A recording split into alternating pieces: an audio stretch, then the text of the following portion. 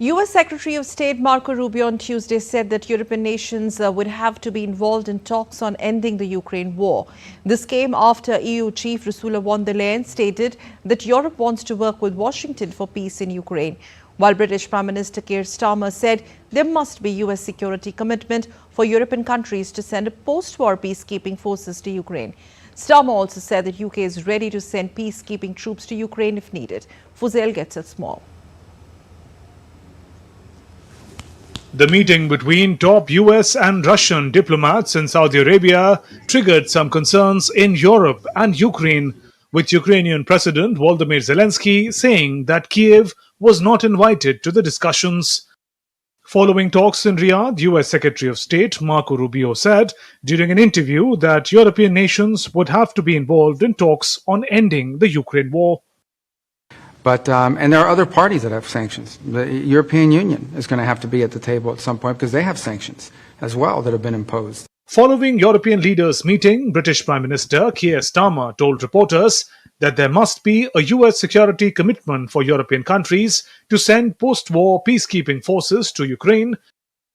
Europe must play its role, and I'm prepared to consider committing British forces on the ground alongside others if there is a lasting peace agreement.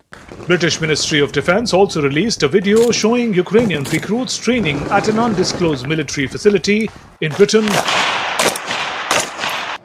While US Special Envoy for Ukraine and Russia, Keith Kellogg, held talks with European leaders in Brussels, Kellogg met with President of European Council Antonio Costa and the President of European Commission Ursula von der Leyen.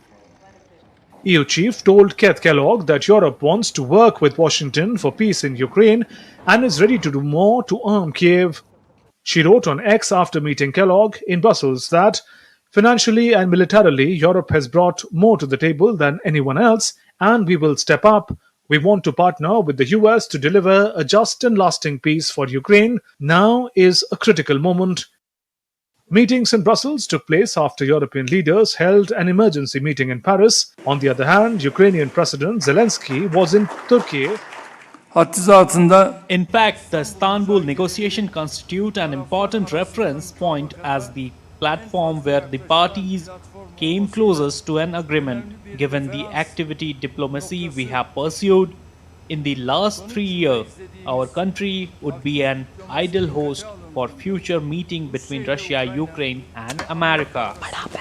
Ukrainian President Zelensky commemorated Mustafa Kemal Atatürk, the founder and first president of the Turkish Republic, on Tuesday.